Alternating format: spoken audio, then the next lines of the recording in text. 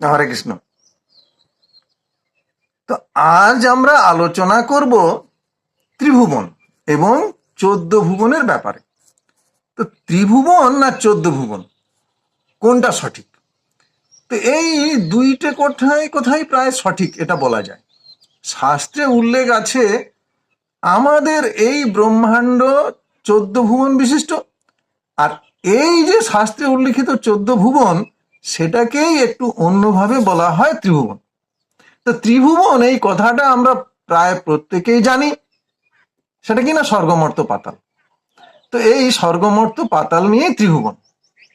এখন যে ব্রহ্মাণ্ডের মধ্যে আমরা আছি সেটা 14 ভুবন বিশিষ্ট। তো উপরের দিকে 7টি আর নিচের দিকে 7টি, এই মোট 14টি গ্রহলোক নিয়ে এই 14 ভুবন বিশিষ্ট আমাদের ব্রহ্মাণ্ড। তাহলে উপরের দিকের 7টি গ্রহলোকের মধ্যে সবচেয়ে নিচে আছে ভূলোক বা মর্তলোক। আমরা এই মর্তলোকের বাসিন্দা, অর্থাৎ আমরা এই মর্তলোকেই বাস করছি, যেটাকে ভূলোক বলা হয়।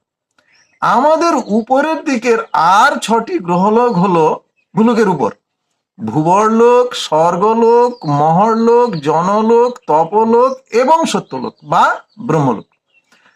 আর আমাদের ক্রমশ নিচের দিকের, আমাদের ভূলোকের ক্রমশ নিচের দিকের 7টি গ্রহলোক হলো অতল, বিতল, সুতল, মহাতল, তলাতল, রসাতল এবং পাতাল। এইভাবে উপরের দিকের 7টি মানে আমাদের ভূলোক আর তার উপরে 6টা, এই 7টি, আর নিচের দিকের 7টি, মোট 14টি ভুবন নিয়ে আমাদের এই ব্রহ্মাণ্ড গঠিত। তাই বলা হয় আমাদের এই ব্রহ্মাণ্ড 14 ভুবন বিশিষ্ট। তো অনন্ত কোটি ব্রহ্মাণ্ডের মধ্যে আমাদের এই 14 ভুবন বিশিষ্ট যে ব্রহ্মাণ্ড, সেই ব্রহ্মাণ্ডটি সবচেয়ে ছোট ব্রহ্মাণ্ড। আর এই ব্রহ্মাণ্ডের মাঝের গ্রহলোকটিকে যেটাকে বলা হয় ভূলোক, মোটামুটি মাঝের, সেইটাতে আমরা রয়েছি, এটাকে ভূলোক বা মর্তলোক বলে। তার উপরের 6টি লোককে লৌকিক কথায় বলা হয় স্বর্গলোক, আর নিচের দিকের 7টি গ্রহলোককে লৌকিক কথায় বলা হয় পাতাল।